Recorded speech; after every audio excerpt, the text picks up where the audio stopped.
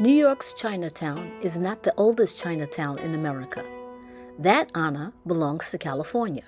However, New York is the largest in population, and to honor all Chinese people in America, there is the Museum of Chinese in America.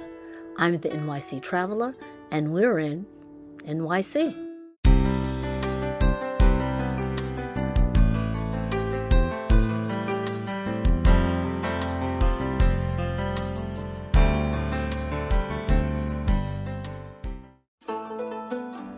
Welcome to the Museum of Chinese in America. MoCA. It began as a history project in 1980 to promote understanding of the Chinese American experience and to preserve the memories and experiences of older Chinese Americans. Like many other immigrant and cultural groups in the United States, without this documentation, we would not have a complete history of America. The museum is historical itself. It has experienced different locations, a fire at a storage site, grants and donations and partners. The current location is 215 Center Street, New York. Like most museums, there are permanent, revolving, and limited exhibits that tell the story. It is interesting to see the museum one of two ways. Either explore Chinatown and then connect your experience with the documentation in the museum. Or visit the museum first and then look for examples of real life from what you just saw. Either way, your enjoyment of Chinatown is enhanced. Like many cultural museums, you will certainly gain not only knowledge, but a better appreciation and understanding of the Chinese America experience in America.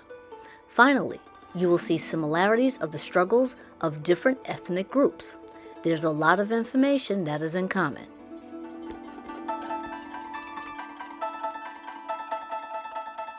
There's no particular order to tour the museum, although you might want to start with the beginning. That is, when one of the first Chinese Americans arrived to the United States, and notable Chinese Americans who have helped our country succeed.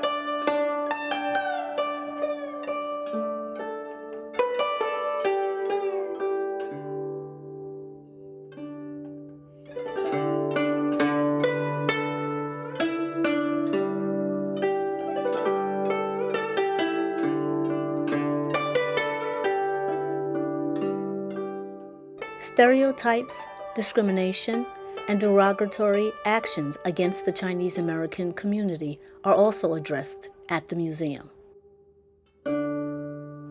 But also note the positive contributions that the Chinese Americans have made to the United States, including in business.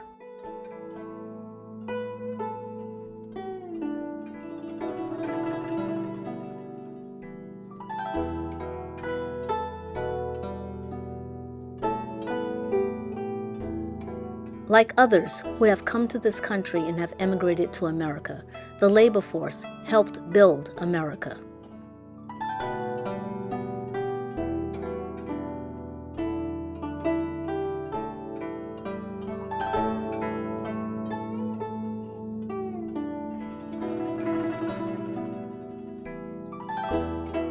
Throughout the museum, enjoy the artwork that highlights and tells the story.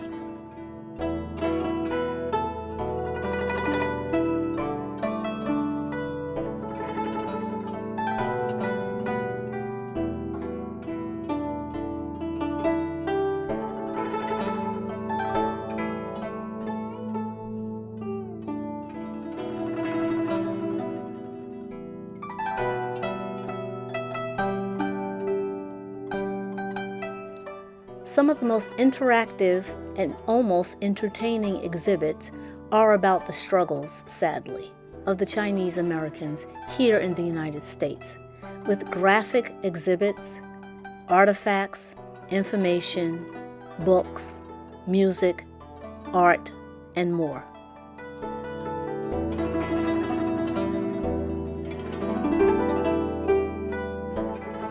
Some people are only familiar with certain industries of the Chinese Americans in American society, such as the laundry.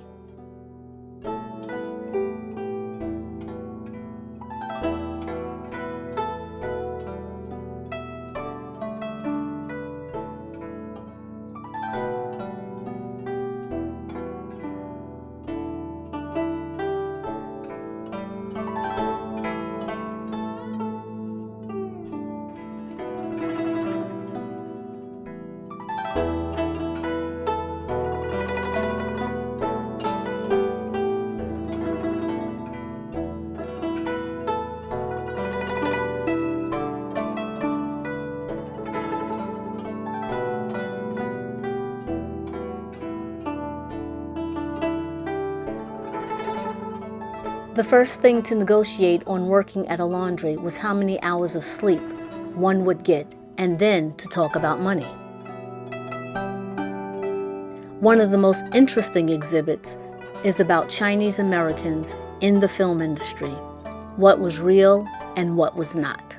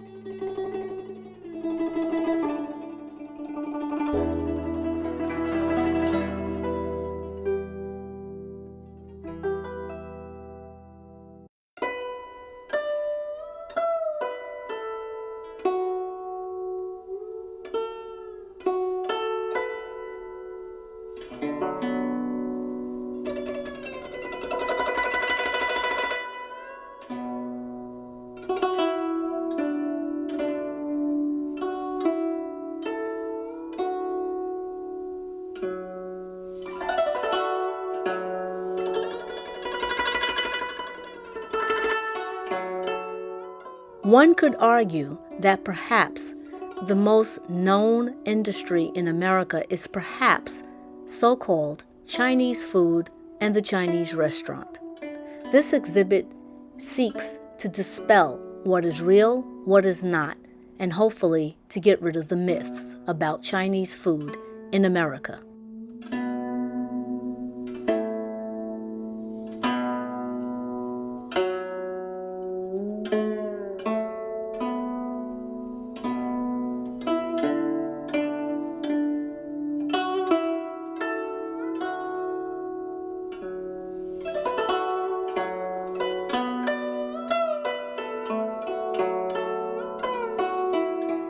There was even a made-up Chinese food brand to popularize on the so-called Chinese dish chop suey, which is actually not from China at all.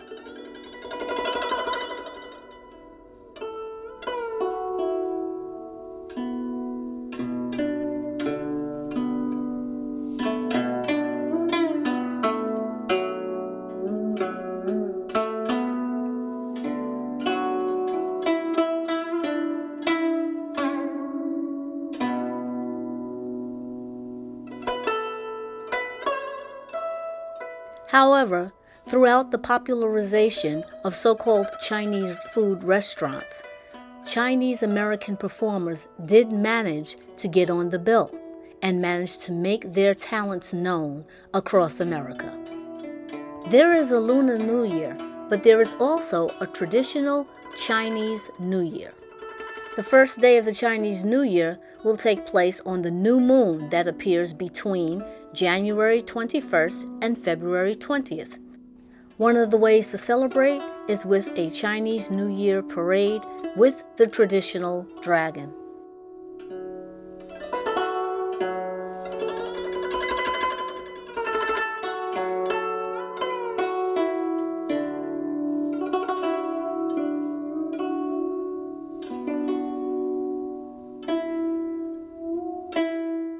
Right outside the doors of this museum, you'll be able to experience an authentic Chinese American shop, New York City style. Inside this exhibit here, however, gain a little bit more knowledge to help you to experience the store a little bit more fully. Take time to explore the store here and to look at all of the artifacts and the captions with them, and then press the button.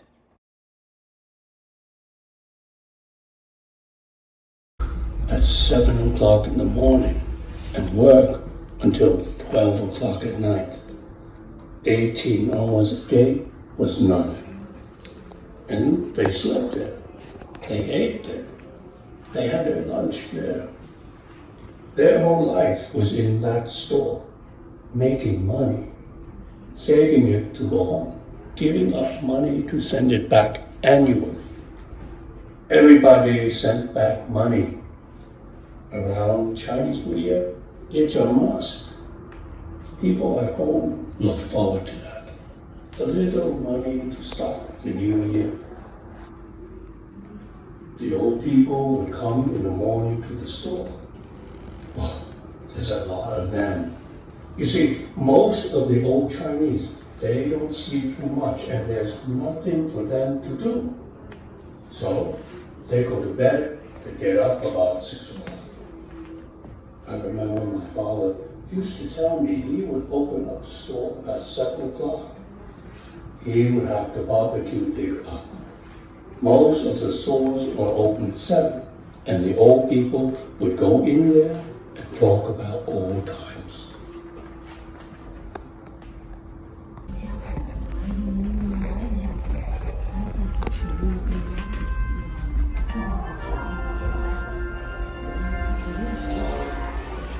This is Texas. Wave of our Army Airport. This is the ANQ-2. But over headquarters rides a strange-looking girl with from Cincinnati. Now those buttons are sending girls. Girls will give a new angle to an airport story. They're what? Women's airport service pilots. Even though she was very active. When I was a kid, my mother always told me that Chinese girls were supposed to be obedient, marry a nice Chinese boy, and stay out of trouble. I always knew that wouldn't be me. I was born in Portland, Oregon in 1912. People called me Big Mouth. Well, when you've got 7 brothers and sisters, you'd better learn to speak up or your parents will forget you even exist. When I was 20, I took my first airplane ride. I raced home. Mom, I've got to learn to fly. My mother thought I was insane, as usual, but I couldn't stop dreaming about flying, and eventually I joined the Chinese Aviators Club of Portland, and later that year I earned my pilot's license. As I wrapped up flying hours, even my mother was impressed. She told me, Hazel, you have no fear of the wind and no fear of the water. Not to remember names too well. When World War II broke out, most male For the pilots house living communities called these there people, weren't enough they left always ask for for the dates war and effort names, to and it come. was always better not So to the Air honestly Force just formed forget. the Women So Air things Force don't slip Service by. Pilots. But that For again what? was the fear that was brought out of the heart. The joy. I reported to Avenger Field in Sweetwater, Texas for 6 months of hard training, which was no picnic. Sweetwater was freezing in the winter and scorching hot in the summer, and the only town in the world without a Chinese restaurant. But I stuck it out and became the first Chinese-American woman ever to fly for the U.S. military. To be honest, they could have treated us better. As women, we got the jobs no one else wanted, like flying in winter in open cockpit planes. And we were test pilots. The first to fly the new airplanes that were pouring out of American factories around the country. This was dangerous because sometimes while in the air, we discovered problems with the planes, which we were flying. And we got no military benefits or military funerals. But I knew what we were doing was vital to the war effort. Our pilots overseas really needed these new airplanes, and our mission was to deliver them to embarkation points where male pilots would deliver them to our troops abroad. That the Japanese were invading. I stood my ground. I am a Chinese American on a mission for the U.S. military. You put that thing down. Now. And she did. I especially love on the mission to Iran, R-O-N, remaining overnight. I gather up my fellow pilots, organize a day for school, and then march everyone into the local Chinese restaurant and order for everybody. And this is fun, too. I used my lipstick to write stuff in Chinese on my fellow pilots' planes, and one of the pilots was a little big, so I wrote on that plane, say, "Hold fat ass." In September 1944, I was at Brownsville, Texas, for intensive training. I learned to fly these planes, faster and higher powered fighters, like the P-63 King Cobra and the P-51 Mustang.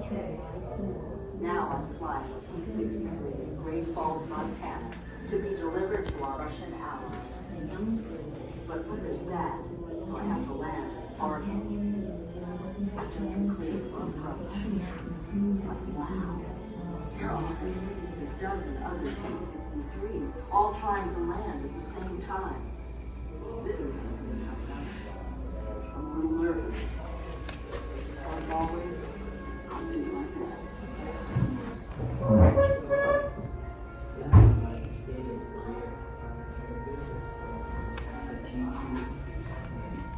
G2 Intelligence Division. He visited me at my compound. Expressed his concern that he never told him that he belonged to this Chinese American factories there. When I was 13 or 14, my mom told me that my dad liked to party. It was very stressful for him. That was when he was 15. I remember when we had family gatherings. All the gatherings were just us and all the mothers were playing. Harry, my dad, was a Chinese. My mother Laura was a German defense and grew up in a small town in Florida.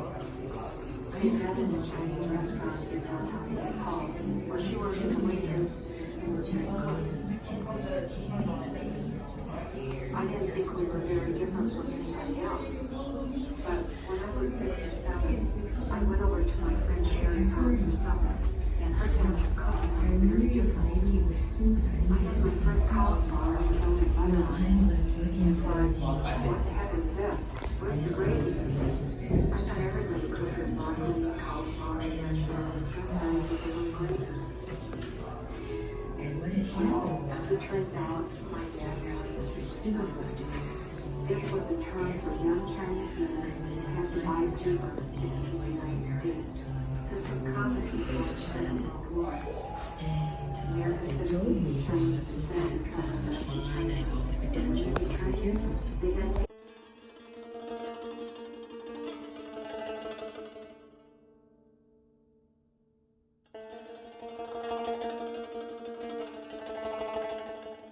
We enjoyed this museum so much that we definitely want to go back again, not only to see the revolving exhibits, but also to see the permanent collection again, to read a little bit more and to gain a little bit more knowledge and understanding about the Chinese American community, particularly in New York City. I'm the NYC Traveler, and we've been at the Museum of Chinese in America in New York.